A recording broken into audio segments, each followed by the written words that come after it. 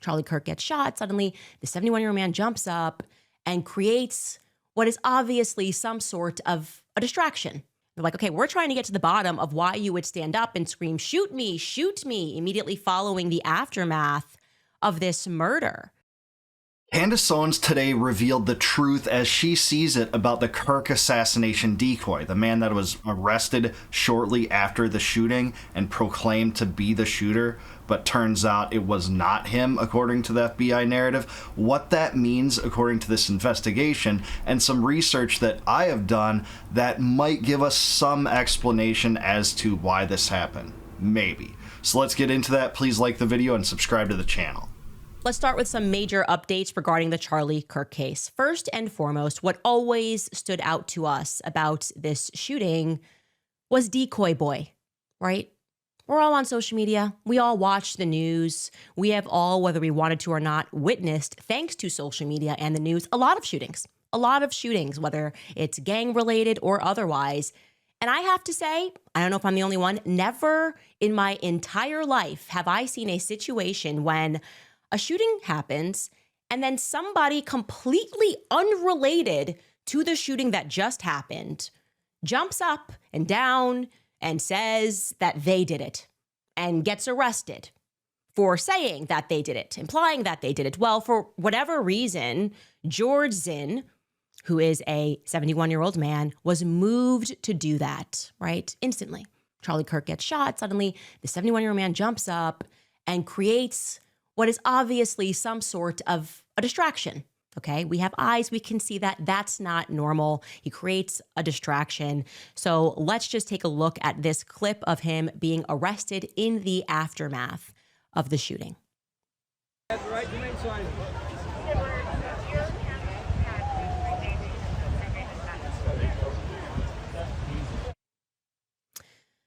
Well, now it's about to get even stranger because since he's been arrested, he's now facing charges of obstruction of justice because he didn't do it, right? Why would you do that? Why would you obstruct justice in this manner?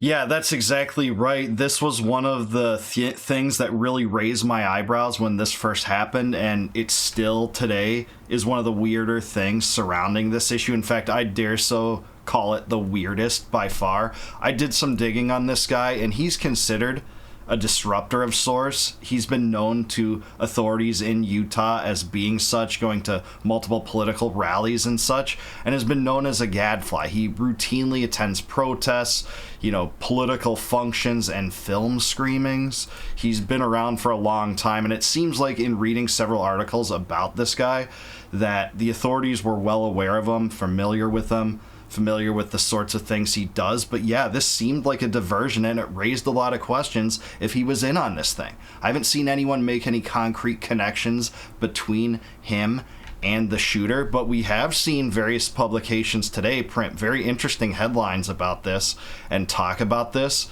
in a way that's very weird. For instance, The Hill ran this article today that the first man arrested in Kirk assassination tried to help the shooter escape. So this isn't coming out directly and saying they worked together, but it did say that the diversion was a help of sorts to the shooter. We can make some inferences as to whether he did in fact help him intentionally because they knew each other. I haven't seen that connection made. New York Times made this headline: "Man falsely confessed to Kirk shooting to help assassin escape." And what's so crazy about this is we have this article again from the Salt Lake Tribune that was edited today that said that Zinn said to the authorities, to the FBI, that he was not the shooter, but the reason for which he yelled that he was the shooter was that to allow the actual suspect to flee. Like, he was trying to help the shooter, regardless of whether he knew him or not. And that, man, is weird. That is not something a lot of insane people would do, let alone sane people. And that just raises a lot of questions. So I'm with Candace about just the oddity of this whole situation. And now, in addition to those charges, we learn that he's been harboring images of child abuse, okay? He has kiddie porn. This is the headline. I can't make this up.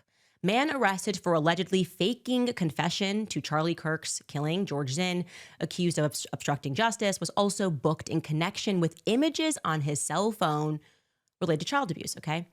So we learn from this article that after being arrested, the 71-year-old man for this second-degree felony, which is obstruction of justice, he was also, when the police had approached him, he was being weird about giving them his cell phone. Okay, so they took him into custody. They treated him for a medical condition, and then they start asking this guy questions about, what are you doing? Can we see your cell phone? And he's being really cagey about giving over his cell phone. They're like, okay, we're trying to get to the bottom of why you would stand up and scream, shoot me, immediately following the aftermath of this murder. Yeah, I mean, Candace has the right to kind of view it this way. I've seen this reported a little bit differently in other publications, such as in the Salt Lake Tribune, where it said Zinn also allowed the investigators to look at his phone, and he told agents that he used the device to view child sex material. So he apparently allowed them to see it, even if he was being evasive at first. Maybe he was, this doesn't really clarify that, but I've seen this reported a little bit differently, and even some places, indicating or implying that he was, recommending that the police look at his cell phone. So just wanted to make that note and how it's been reported. Okay. And what they discover is that when asked by an officer, okay, after they figure out that he's not being cooperative, is that he has images. He has images of kiddie porn. There's no other way to say this, of related to child abuse on his cell phone. Now, what does that tell you about this guy? Yeah, as if there wasn't another way to throw another layer of craziness, another twist in this story, that this is part of it too. And the vile nature of that crime, is beyond imagination.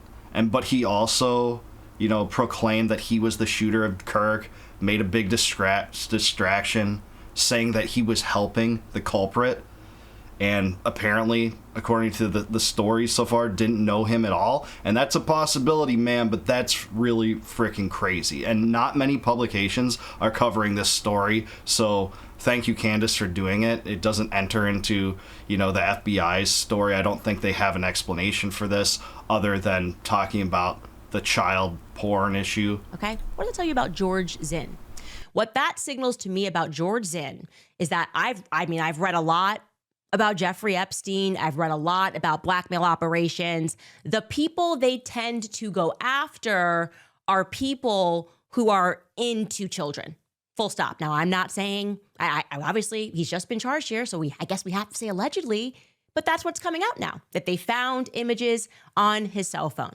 So this guy who is into this sort of thing, we also figure out that in the past, he has given interviews related to September 11th and Al-Qaeda. He is in Utah, and he is obstructing justice. And he also happens to have this totally disgusting addiction of some description. I'm assuming it's an addiction, and that's what he's harboring. He's harboring child abuse images on his phone. That's what I'm going to tell you. That's my instinct immediately. I don't like this guy. That is suspect, okay? Something to watch. Definitely something to watch as far as I'm concerned. And in a way, this is kind of like a distraction within a distraction, potentially. And I would never call possession of child porn a distraction. That is a heinous crime in and of itself. And the exploitation of children that's done to profit off those kind of pictures and imagery is just, absurdly terrible. It's the lowest form of scum, lower than murder to some extent, if you ask me, robbing a child of their innocence that way, for sure. But also, I looked into this deeply, and this guy has some weird history, man. She talked a little bit about it. Like I said, Utah authorities know of this guy injecting himself into all sorts of political rallies. But here's what I came across that might be interesting in the context of this story. So, in 2013, he was actually charged in connection with threatening to place bombs at the Salt Lake City Marathon finish line. And what we know about this is this happened just days after the Boston Marathon bombing in 2013. If you remember that was a major story. And actually it produced kind of a militarized police that went door by door in the Boston area trying to search for this guy or these guys at that time. They didn't know who had done this at that time. and they had, these door-to-door searches violating due process like government is apt to do, especially after situations like this. But here's what's interesting. He injected himself into that story in a way by threatening to do something similar in Salt Lake City just days later. So we see this precedent of this guy injecting himself into a major story that caused murder, that caused, injury, that caused uproar and a lot of media coverage. This is no different. He was at this speech, and immediately after Charlie Kirk got shot, he raised a scene, kind of said that he's the shooter, and I think at one point, if you see that video, he says, "Just shoot me, just shoot me." So again, this is something that no sane person would do, and a lot of insane people wouldn't do. But there is precedent in this guy that he has done this sort of thing again. Of course, it's not a one-to-one. He didn't proclaim to be a murderer in the past from everything I had seen at a murder happening to be at another murder and doing this. But he did try to inject himself in another story by, threatening a crime for sure, but it seemed to have been in a manner that was taking advantage of another crime. So just something to consider. I still think it's really weird regardless of where you stand on that and whether this guy was involved. I've seen no linkage that anyone's tried to do between him and the shooter, or if they don't think the shooter that the FBI says as such and is named as such and is arrested as such today is the shooter. I haven't seen anyone try to connect him to a different shooter suspect.